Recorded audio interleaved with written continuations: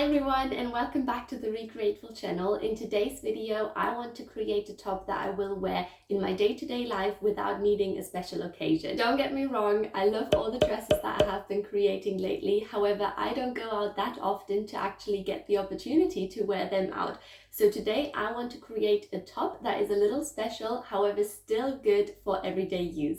I don't think I ever mentioned it on this channel, but I am actually originally from Germany, although I live in the UK, and I have recently been back home at my parents' house and we were decluttering the house a little bit and we came across a lot of different fabrics that my mum stored at the house and no longer has any use for. These are actually vintage fabrics that I picked up and I'm so excited to give them a new life and sew them into something great. And the first one I want to tackle is this one.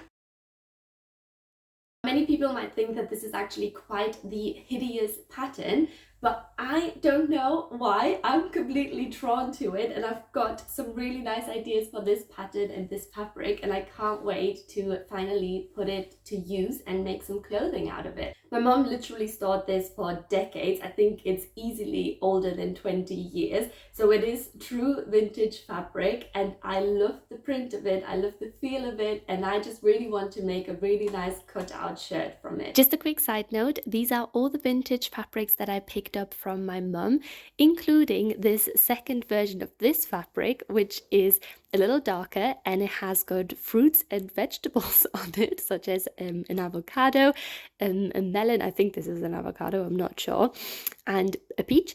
So if you are interested in that sort of stuff, I am actually planning to have a little series on my channel where I turn all of these vintage fabrics into clothing. So yeah, if you want to stick around for that, maybe consider subscribing. The plan for the shirt is that it will have a slight turtle neck, just like the tiny one, and a cutout in the front. I want it to be really tight fitting and look really just nice and modern.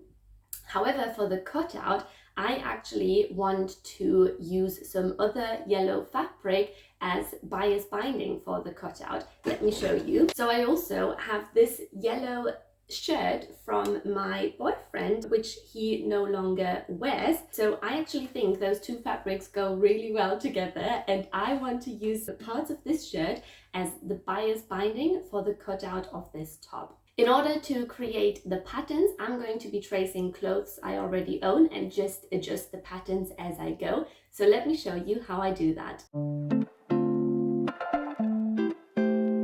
So to create my patterns, I usually only use just normal paper that I stick together with some sellotape. The reason for that being that I have got a lot of paper in the house that I need to use up anyway, so I may as well use that up before I go and buy the proper sort of pattern paper. So yeah, I'm just going to stick a couple of these together and then we can create the patterns.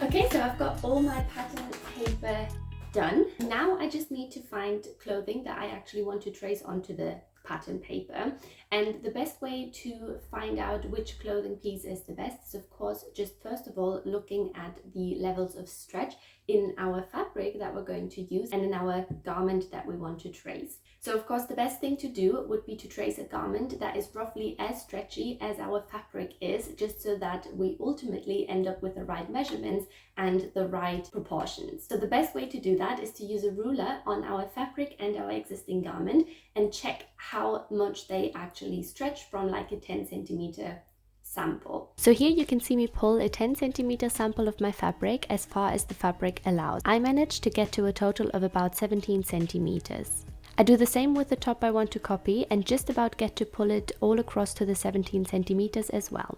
Then I just go ahead and trace the template top. I start with the front and use a little tracing wheel to trace the armhole seams. The tracing wheel pokes through the top onto the paper and therefore marks exactly the shape of the armholes. To mark the neckline for my new patterns, I use a turtleneck top I already had to roughly know how high the neckline needs to be. I aligned the shoulder seams and simply traced the seam of that turtleneck.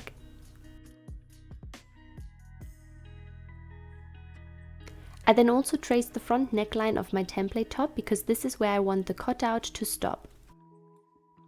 To create the cutout for my top, I simply mark the length of the example neckline all along my front pattern and then freehand a curve above that line starting from the armpit.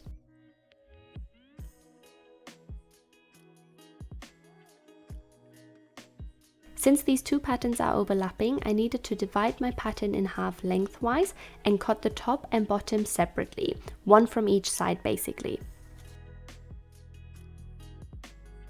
I then simply go ahead and trace the back and sleeve of the top, and those patterns don't need to be adjusted.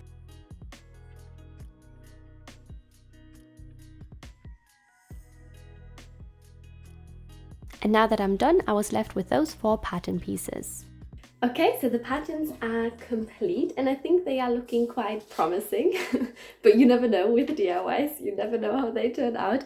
So now to the scary part, and that is actually cutting the beautiful fabric. I just hope that everything is gonna go well because I love this fabric so much and I really don't want to wreck this DIY, but here goes nothing.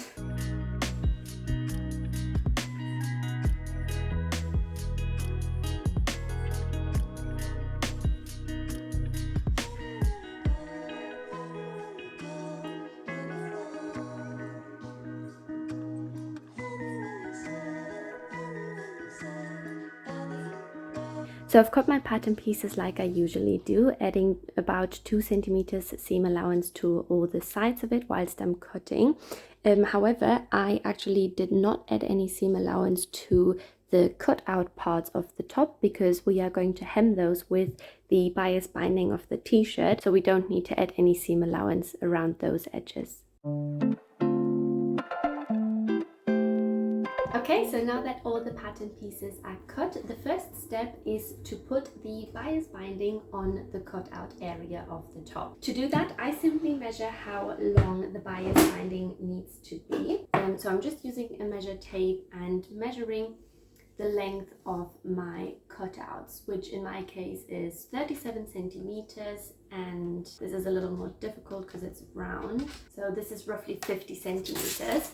So technically bias binding is cut on the bias, but with this top here, because it is stretchy and a jersey top, I'm not going to cut it on the bias, first of all because I want to make something else out of the remainder of this, but also because the tape is going to be stretchy anyway, since jersey is stretchy. So I'm just going to cut out some strips that are roughly 4 centimeters wide, and then one that is 50 centimeters long and one that is 37 centimeters long to match my cutouts.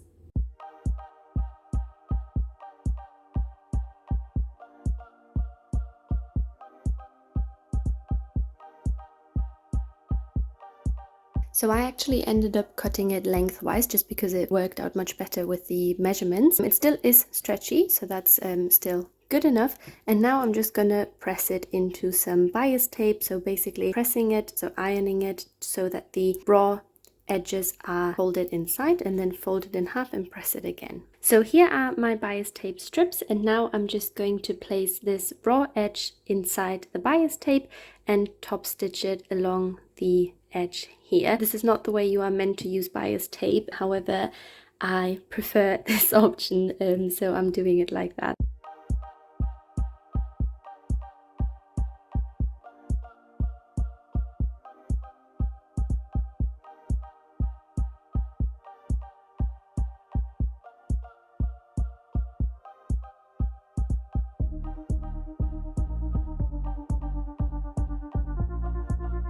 For this project, I'm using a ballpoint needle as my fabric is kind of like a knit fabric. For the inside of the project, I will be using a zigzag stitch. However, to top stitch the bias tape, I will be using a stretchy straight stitch.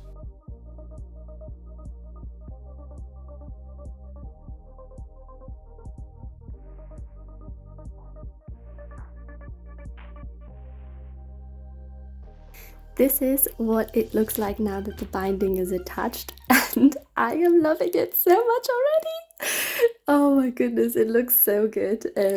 But yeah, now I'm simply going to align the curves, and so basically overlap my two pieces so that they become one piece, like so. And I'm just going to basically attach it along the side here and here, and then I can start assembling the top.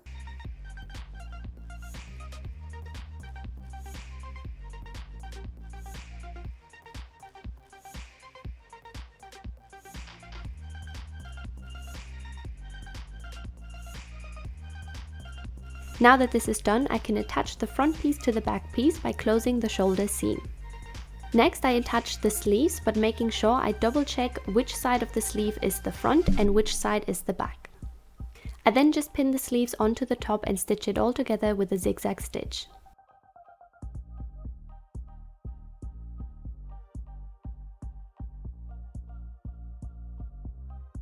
Next, I simply fold my top in half and close the side seams and sleeves, aligning the armpits first and then sewing away from there. Okay, so I've just assembled the whole top and it's looking actually ridiculously good. Like, it's looking so incredibly good. I don't even know, like, I am just absolutely in love. The only thing is, as you can see, I'm wearing it wrong sides out at the moment. I don't know if you can tell. But yeah, it's a little big here, so obviously it's gaping open. So what I will do is I am just going to sew along here, basically make it a bit smaller, so taking it in on the shoulder seam like so, just making it a bit smaller. And apart from that, I'm almost done. I just need to hem the sleeves and the bottom and then do the little turtleneck, and then we're done. And yeah, it's ridiculous. It's so good. To adjust the top, I pinch the armhole seam and take it in slightly, and I do the same with the side seams and the upper part of the sleeves.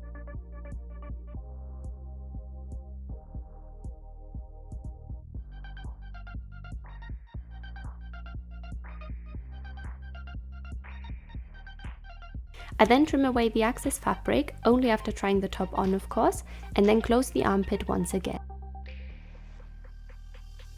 To create the turtleneck, I'm measuring the circumference of my neckline and times that measurement by 0.85, which then is my measurement for the turtleneck. I then simply cut out a rectangle to that measurement and make it about 9 centimeters tall, and I'm also adding a little bit of seam allowance.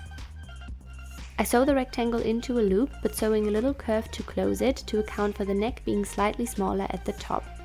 I fold the turtleneck in half and attach it to the neckline of my top, making sure to align the seam at the exact center of the back of my neckline.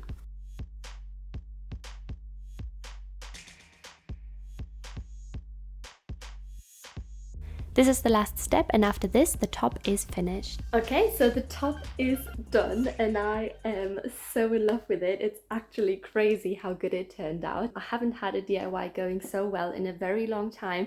I started sewing at 11:30 this morning and it's now 4 o'clock, so that is 5.5 hours.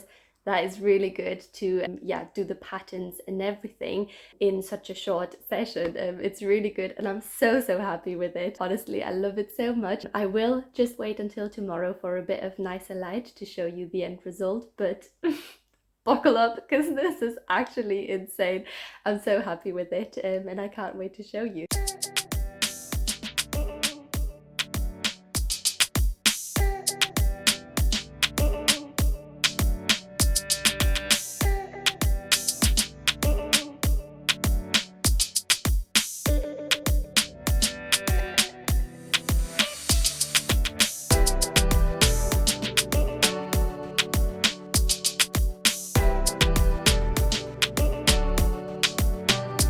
So this is the final outcome. I love it so much, as I said 1,000 times in this video already, but I just really do love how it fits me, how it looks, how the bias tape goes with the fabric, how it feels and everything about it. I love the design of it. I just think it's one of those pieces that is quite basic, but because of the print and the little cutout and the bias tape, it is quite special still. So I love these sorts of pieces that are special at the same time wearable in everyday life. This for sure is my new favorite top and I hope I will get a ton of wear out of it. Anyways, let me know if this is a DIY you'd be tempted to try yourself, and thank you so much for watching. Bye!